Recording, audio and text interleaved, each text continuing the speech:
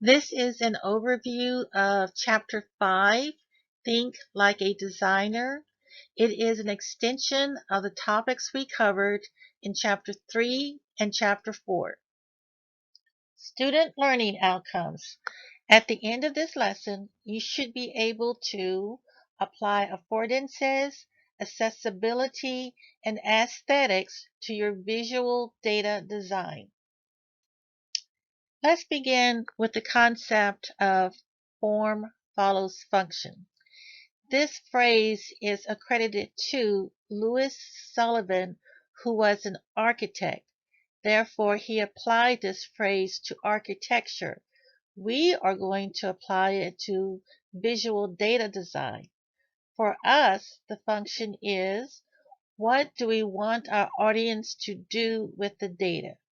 Recall, the whole purpose of our visuals is to cause action by our audience. The form for us is the visual itself, the charts, the graphs. The design concepts that we will apply to data communication, as I mentioned in the list of student learning outcomes, are affordances, accessibility, and aesthetics. What are affordances? These are the aspects inherent in the design that makes it obvious how the product is to be used. Let's apply this to visuals. Visual affordances. We highlight the important data. That comes from Chapter 4 when we learned about pre-attentive attributes such as size, color, and position. Another visual affordance, we eliminate distractions. We learn from Chapter 3 that clutter is our enemy, and we review some of Gestalt's principles. And finally, we create clear hierarchies of our information in our visuals. This also comes from Chapter 4. Highlighting the important data using pre-attentive attributes, size, color, and position. You will recall this visual from our previous lesson. Notice in regards to size, in the first row, in the second position, we have a very large circle. It stands out from the other circles. Another pre-attentive attribute, color. Notice the first visual on the left has way too many colors, and the visual on the right has shades of blue. And finally, the pre-attentive attribute, position. Let's not forget that we read from the upper left to the right, down to the left, and again to the right. When highlighting our visuals, we must not forget about the text on our visuals. Text such as titles, labels, captions, and short word sentences to differentiate the elements on the visual. We can use bold, it adds minimum noise. We can also use italics, it adds minimal noise, but it stands out much more than bold. And we can use underline, but underline is considered a noisy addition. So use that infrequently. So of the three, which one do you think is preferred? Bold, italics, or underline? If you selected bold, you were correct. In addition, let's think about using uppercase for our text, and also let's always use the same font for our text. You can also inverse elements, which is very effective at attracting attention and focusing your audience onto that particular data. Let's look at a visual example that we have reviewed previously. Here in this visual, we see at least 5 colors.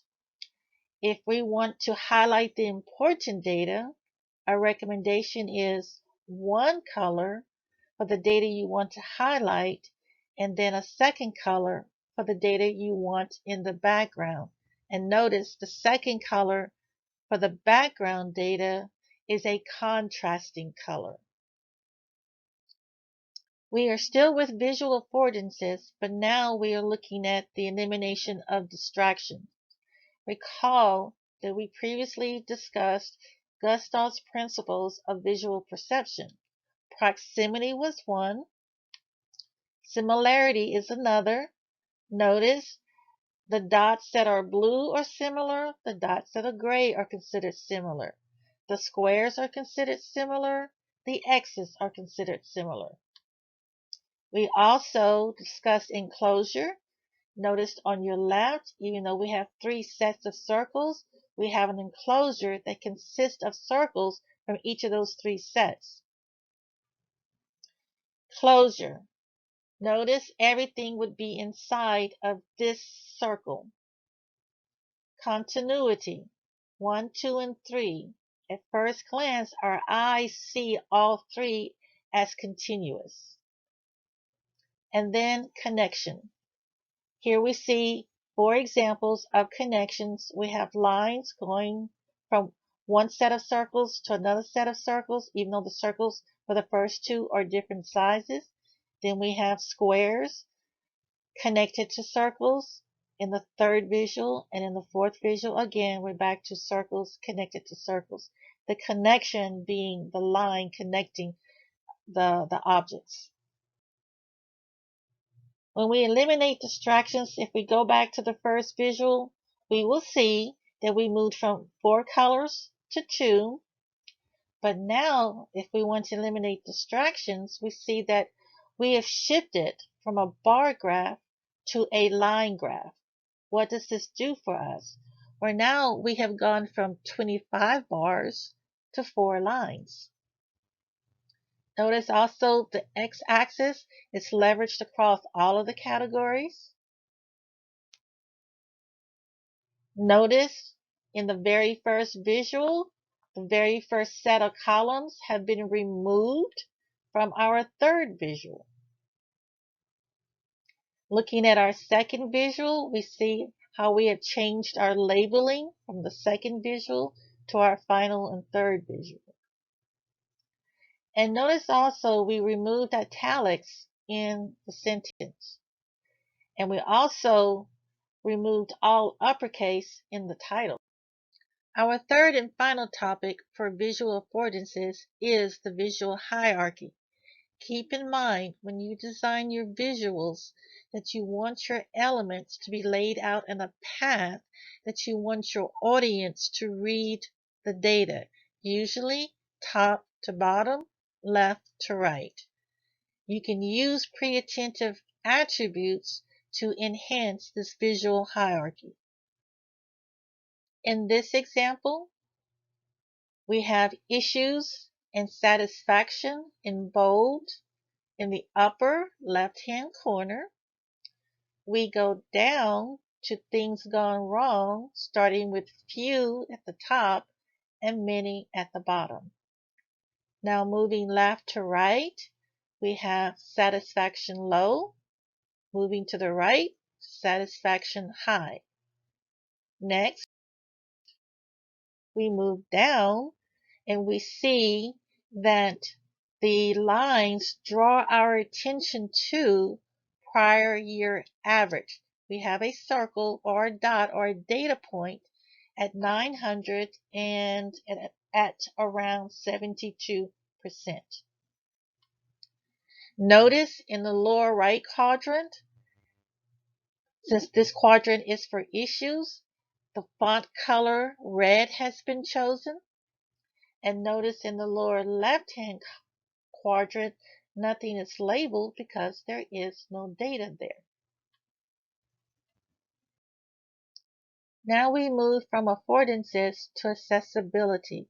For us, we want to design our visuals in such a way that they are usable by people of widely varying technical skills. Accessibility. A recommendation is don't overcomplicate. Simple is better. If your visuals are perceived as complicated by your audience, you might turn your audience off and they may not take the time to review your visual. This is not about oversimplifying, but rather not making things more complicated than they need to be. Accessibility in regards to text, you could just assume at a minimum every chart needs a title and every axis needs a title. Don't assume that two different people looking at your visual, looking at the same data, will draw the same conclusion. Therefore, if you want a certain conclusion to be understood by your audience, state it in words on your visual. When it comes to words and data visualization, it can sometimes be useful to annotate. What would you annotate? You can use annotation to explain nuances in the data, insights from the data. You can highlight something to pay attention to, or you can describe relevant external factors that affected the data. In this example, we see that annotation has been used for the peaks and valleys of the visual. In this example, we have two line charts, but not much annotation. In the second visual, we see annotation has been added in 3 places: the data source, an explanation or insights on the data, and what could be considered a title, but if you read the title, you see it is a message. Please approve the hire of 2 full-time employees. Now we move to aesthetics. Aesthetics make our visuals eye-pleasing to our audience. In Chapter 3, we learned about alignment, white space, and color. In this example, we have an overuse of color and our text is not aligned. In the second visual, we have just 2 colors and our text is aligned. So in this lesson, we covered visual affordances, accessibility, and aesthetics. And these are the references for this topic.